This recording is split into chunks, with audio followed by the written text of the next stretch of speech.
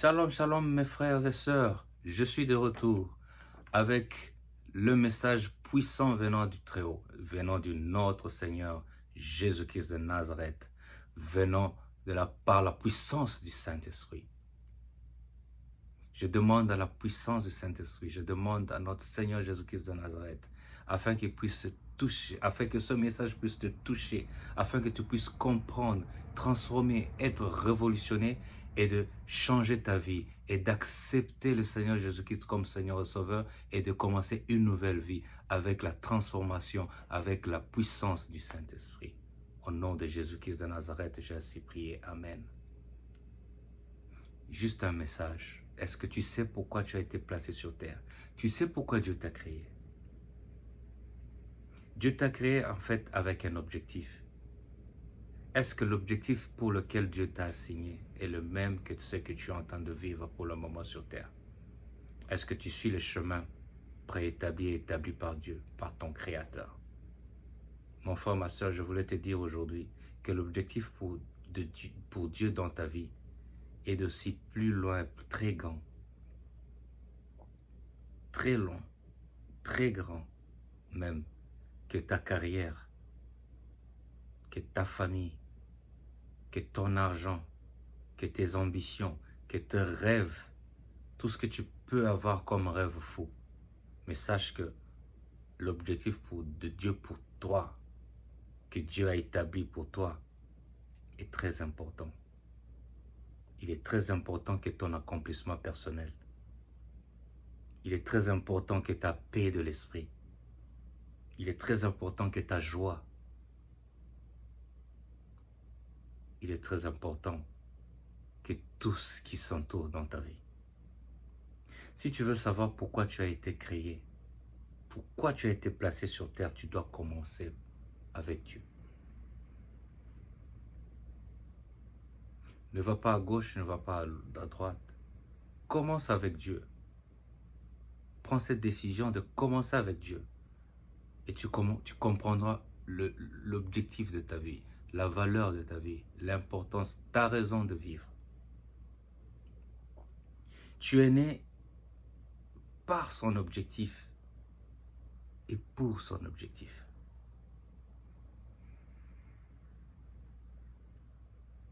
Au commencement, Dieu a voulu créer le ciel, la terre. Il t'a créé. C'était son objectif. Tu n'étais rien. Tu n'existais pas. Tu n'étais même pas zéro. Tu étais dans le néant. Donc, il n'y avait rien dans ta vie. Tu n'avais pas de vie. Tu n'avais pas de forme. Tu n'avais pas. Il n'y avait rien. Mais Dieu a eu un objectif. De te créer. De te placer sur terre. De te faire un roi. De te couronner.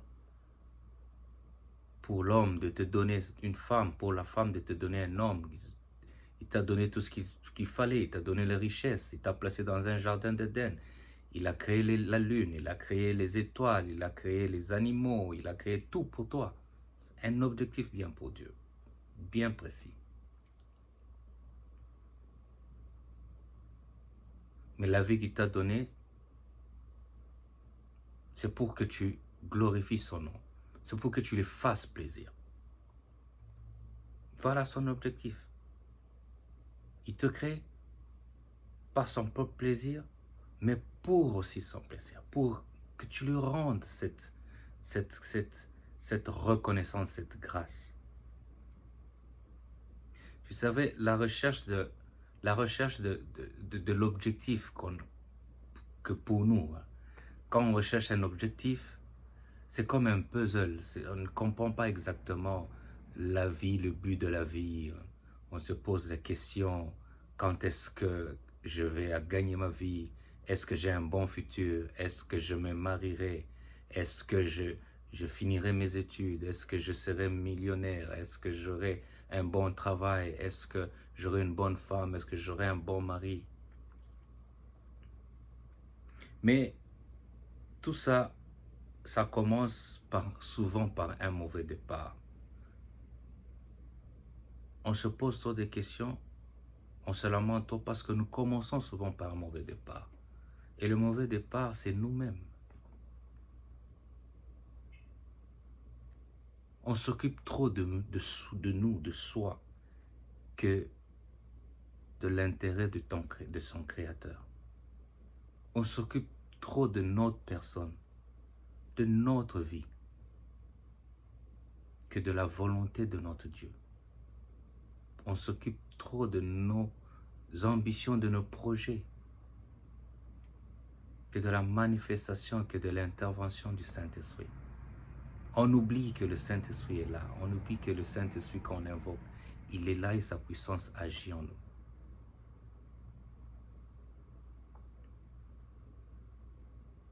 Voilà souvent des questions qu'on se pose et ça nous amène la peur. Ça nous amène la peur. Qu'est-ce que je veux devenir? Est-ce que je veux réussir? Du moment que Dieu, ton Créateur, Dieu te dit, ne craignez rien. Ne craignez rien. Parce que celui qui t'accompagne, celui que Dieu, Seigneur Jésus-Christ a promis de te consoler, de t'accompagner, c'est déjà un vainqueur. Jésus-Christ a vaincu la mort. Jésus-Christ a vaincu le diable. Il n'y avait qu'une seule guerre, une seule bataille ou quoi, mais Jésus-Christ l'a déjà vaincu. Il n'y aura plus une autre guerre parce que c'est déjà prophétique. Jésus-Christ de Nazareth a déjà vaincu le diable. Et nous sommes maintenant de la race de vainqueurs. Si nous sommes de la race de vainqueurs, pourquoi s'inquiéter du lendemain? Demande à Dieu quel est ton objectif. Demande à Dieu, est-ce que ce que je vis répond à l'objectif, au planning pour lequel tu m'as placé sur terre? C'est très important, mon frère. C'est très important, ma soeur. Si nous lisons Job 12, 10, la parole dit dans Job 12, 10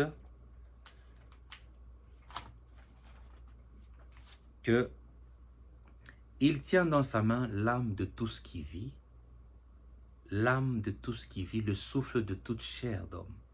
Donc, il tient dans sa main l'âme de tout ce qui vit, le souffle de toute chair d'homme. Donc, ça ne sert à rien de se focaliser sur soi-même. Se focalisant sur soi-même ne t'aidera jamais à relever le but de ta vie. Tu ne sauras pas. Ne fournis pas trop d'efforts pour toi-même. Sois comme les oiseaux. Ils ne fournissent pas trop d'efforts, mais ils ont à manger chaque jour.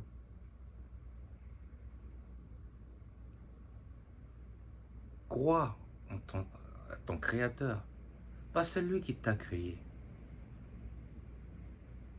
Pourquoi tu dois te lamenter? Pourquoi tu dois te poser la question du moment que celui qui t'a créé, celui qui a formé les os dans le ventre de ta mère, celui qui a créé tous tes organes et que tu te retrouves un être humain, c'est Dieu, c'est lui qui t'a façonné. Donc, c'est comme un créateur d'un véhicule. Lui-même, il sait comment ce véhicule va fonctionner, comment ce véhicule va rouler. Et ce véhicule ne peut pas se rebeller contre son créateur et dire que non, moi je ne veux pas transporter les gens sur la terre ou bien sur la route de la terre ferme. Moi je veux transporter les gens sur l'eau. Non, ça n'aura pas de sens. C'est la même chose pour toi. Tu as été créé pour un objectif précis. Parmi ces objectifs, tu dois d'abord te comporter et vivre selon la volonté de ton Créateur, de Dieu. Est-ce que tu vis selon la volonté de Dieu? Est-ce que tu vis selon le planning de Dieu, mon frère, ma soeur? Ou bien tu es sur terre sans savoir, sans connaître tes objectifs, sans même pas poser la question une seule fois, mon Dieu, je viens vers toi, dis-moi quelle est la route, le chemin que je dois prendre. C'est Dieu qui dirige nos âmes.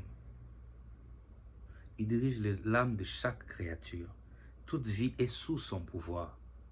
Toute vie est sous le pouvoir de notre Créateur. Ça ne sert à rien d'être orgueilleux. Ça m'étonne des gens qui disent que Dieu n'existe pas. Tu es venu d'où? Tu es quelle entité? Tu es venu d'où?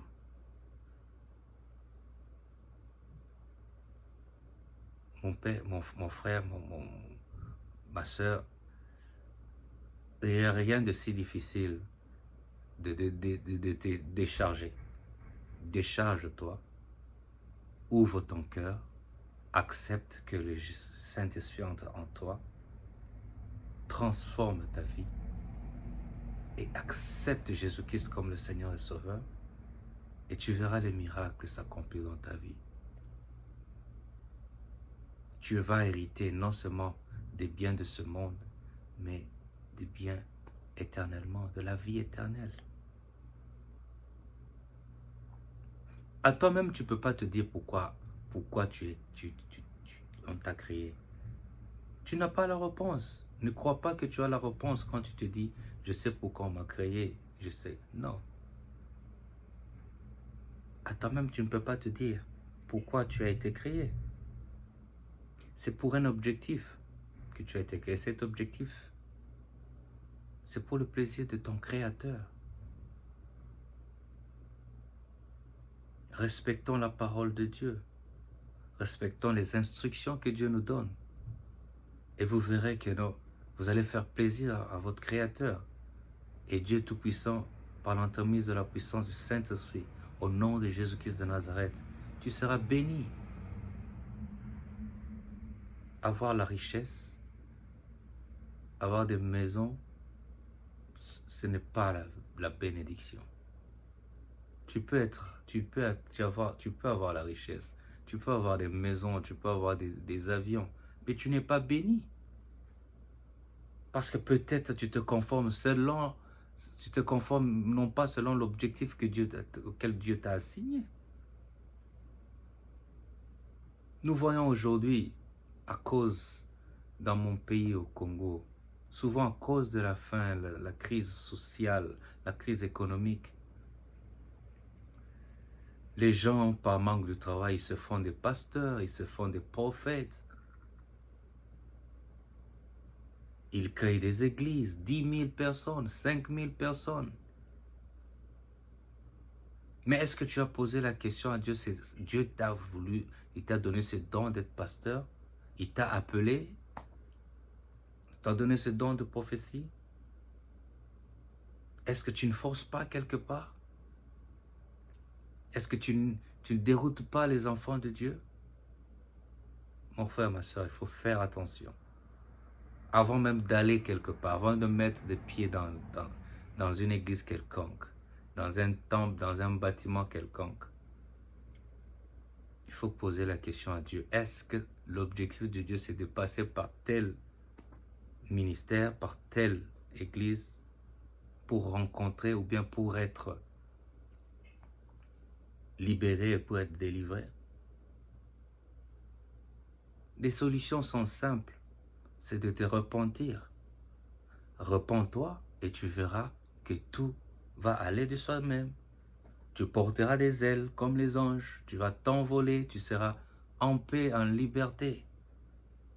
Liberté de cœur, de pensée et de tout, et d'esprit. Et tu verras ton corps qui est le temple du Saint-Esprit. Le Saint-Esprit va venir. Il va agir.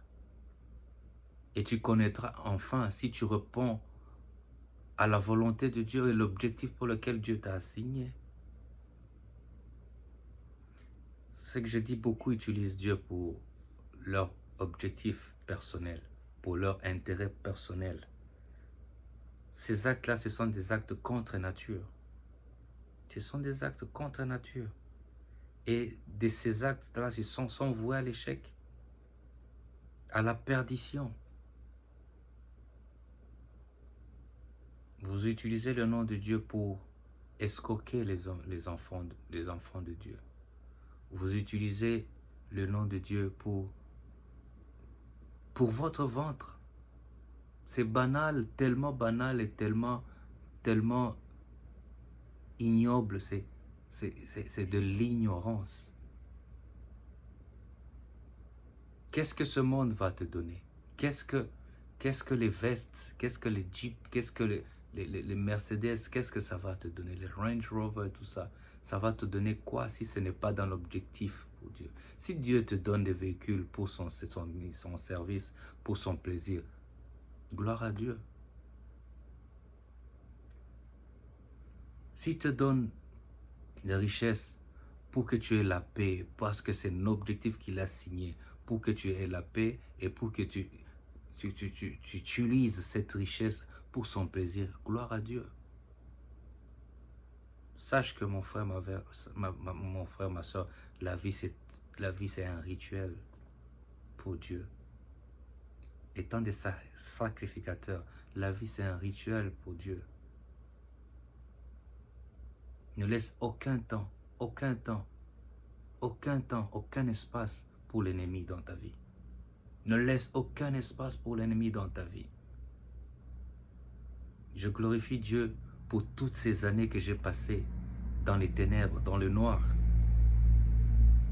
Je remercie Dieu, je remercie sa grâce, parce que n'eût été sa grâce, n'eût été l'intervention du Saint-Esprit. J'étais dans les ténèbres, j'étais dans le chaos, j'étais sans forme. Et l'Esprit est là. L'Esprit me demande de vous communiquer, de témoigner que j'ai été dans le mal et je suis maintenant dans le bon. Et je t'invite toi aussi de faire de même. Je t'invite de laisser le péché. Demande au Saint-Esprit, il va venir, il va agir. C'est le temps de la puissance du Saint-Esprit. Il agit. Ne vous en faites pas. Le Saint-Esprit agit. Et rien n'est impossible. Si tu crois, tu verras que tout ce dont tu demanderas en son nom, il va te donner.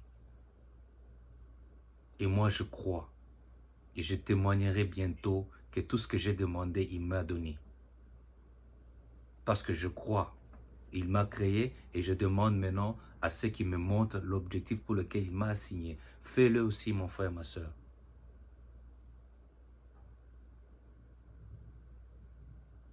Vivre tes rêves, c'est mieux, c'est bien. Mais vivre l'objectif auquel Dieu t'a assigné, c'est mieux. Parce que c'est ça qui va t'amener au ciel. C'est ça qui va te donner la victoire.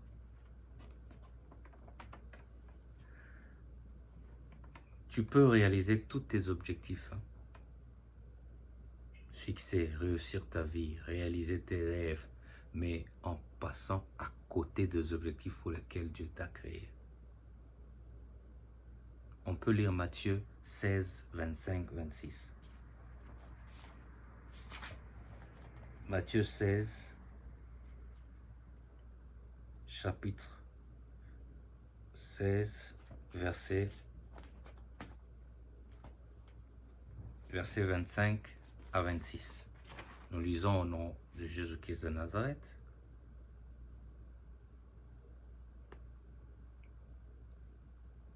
En effet, celui qui voudra sauver sa vie la perdra, mais celui qui la perdra à cause de moi la retrouvera. Que servira-t-il à un homme de gagner le monde entier s'il perd son âme? Ou que pourra donner un homme en échange de son âme? Que servira à un homme de gagner le monde entier s'il perd son âme? Au pays où je vis, c'est le pays le plus puissant au monde. Nous avons des voisins millionnaires, nous voyons des milliardaires, des gens qui ont créé Google, les gens qui ont Facebook, tout ce monde, ils sont là. Si c'est pour l'objectif de Dieu, qu'ils deviennent riches et qu'ils créent, qu'ils nous aident à évoluer, gloire à Dieu. Mais à quoi ça servirait toute cette richesse? 80 milliards de dollars, 100 milliards de dollars, 200 milliards de dollars pour Amazon par exemple. À quoi ça servirait si ton âme est perdue? Tout cet argent. Il y a des pauvres qui croupissent dans mon pays. Des fois je me dis, au juste le monde injuste ou bien c'est Dieu qui voit ou qui ne voit pas. Mais Dieu, là, il voit. Je vois mon pays, les gens souffrent de faim, mais je vois à côté, il y a des gens qui ont des milliards, où qu'il y a quelqu'un qui a 200 milliards de dollars, juste avec 10 milliards, il peut sauver la vie des gens pendant 10 ans. À quoi ça sert cet argent si tu as déjà perdu ton âme? Si cet argent vient du diable, si cet argent vient du malin, à quoi ça servirait de gagner tout ça et de perdre? Il faut savoir que l'âme est très précieuse pour Dieu. L'âme est très chère. Et ça attriste de Dieu quand une âme est perdue. C'est pour ça qu'on dit qu'il y a une fête au ciel, juste pour une âme sauvée. Et combien d'âmes sont sauvées? Combien d'âmes vivent dans le mal?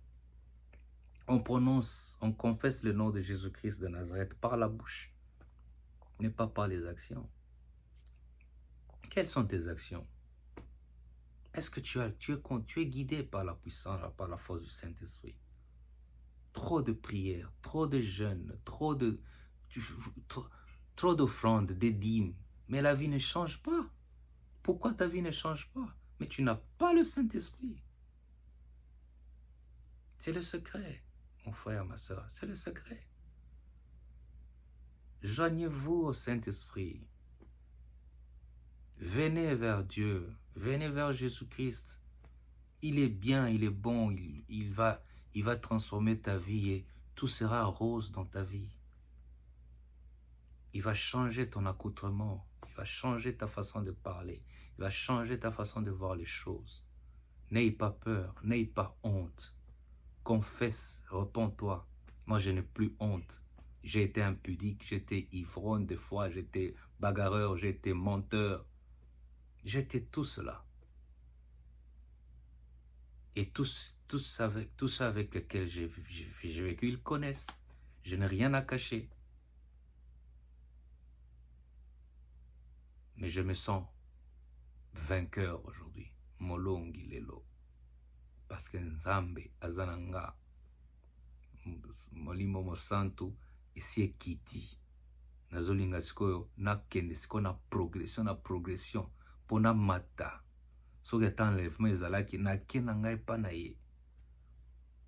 Natika monde ya masumu oyo. Ça ne va pas avec ce monde. Les gens ils endurcissent leur cœur.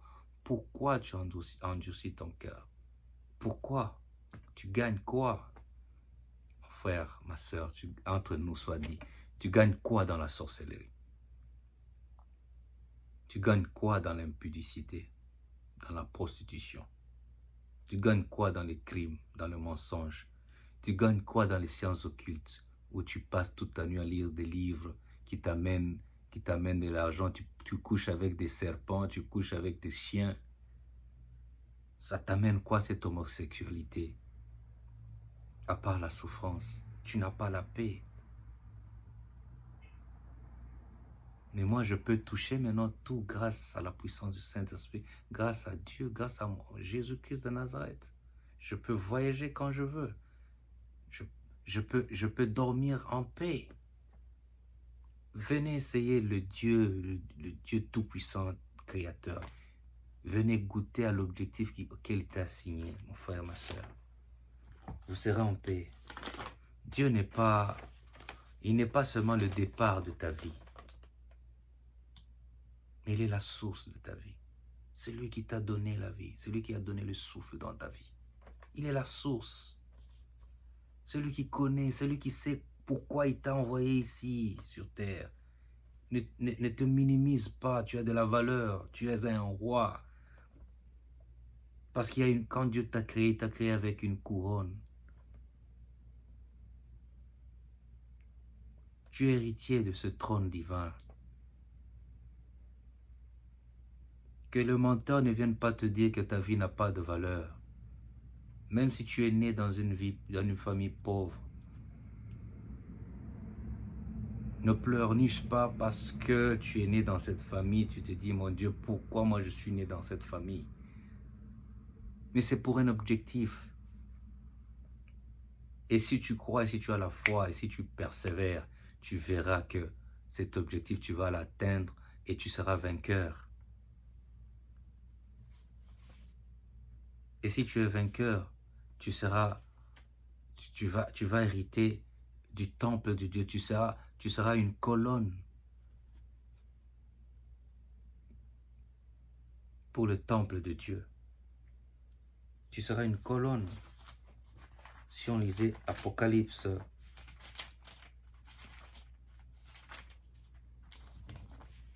Apocalypse 3,